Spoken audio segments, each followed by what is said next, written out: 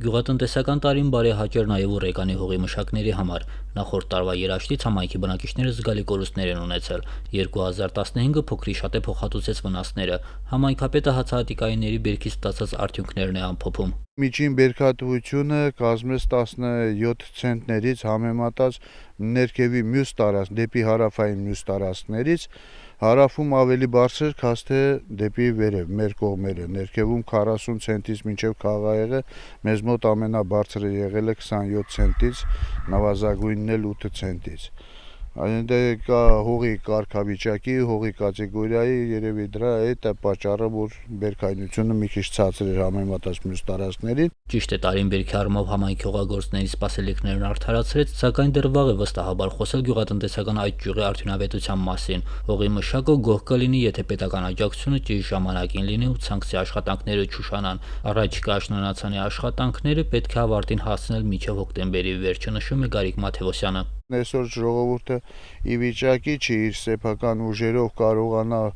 ցանկատարածքները ժամանակին ցանելու, մինչև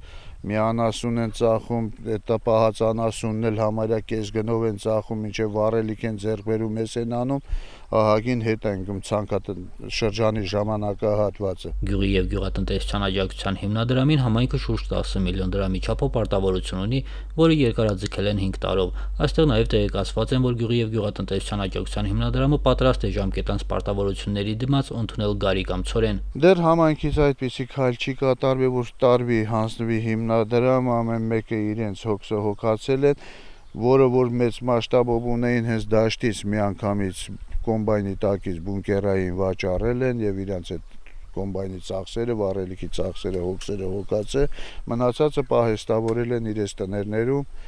սպասելով անասնապահության բնակավարում եւ նաեւ աշնանացանը սկսելու որպես սերմացուի տակ, որպեսզի կարողանան նաեւ օգնել գյուղացուն, ով չունի, կարողանան իրենց սերմով օգնել, որպեսզի կարողանան ցանել։ Ուռեկանն այս տարի առաջընթաց է ունեցել նաև բանջարաբոստանային կուլտուրաների առումով։ Գյուղատնտեսական այս ճյուղը տարեստարի գրավում է գյուղացիներից շատերի ուշադրությունը։ Առանց զբաղվում են 3-4 ընտանիք, 5 ընտանիք, այսօր մոտ 10-ից 15 ընտանիք զբաղվում են բանջարաբոստանային կուլտուրայով, անում են մոտ կես հեկտարից մինչև մի հեկտարի սահման։ Ունենք բնակիչ, որ այս տարի արդեն ինքը իր այդ կանաչ լոբին էլ, վարունգն էլ, Ստամբուլա, Խնձորը, Վաղահաս, ամեն ինչ տեղափոխում է Բերձոր, այնտեղ կանգնում, վաճառում, իր տան հոգսը հոգում, վերադառնում տուն։ Համայնքի բնակիչների մոտ 90%-ը տնամերձերում ունեն բանջարանոցներ, զբաղվում են տարբեր մշակաբույսերով։ Գյուղապետը ոգևորությամբ է նշում, ձմերուկի համար հատկացված հողատարածքներն այս տարի գերազանցել են 1 հեկտարի սահմանը։ Եթե չհաշվենք տնամերձերը, ապա գյուղը որոքովի ցանկատարածություններ չունի։ Հակառակ դեպքում Ուռեկանը բանջարաբոստանային կուլտուրաներից ստացած բերքի արտահանման առումով չի զիջի եւ ոչ մի բնակավայրի։ Ես հորդորել ասել եմ ժողովրդին, որ մեր պահածոյի ֆաբրիկան աշխատում է,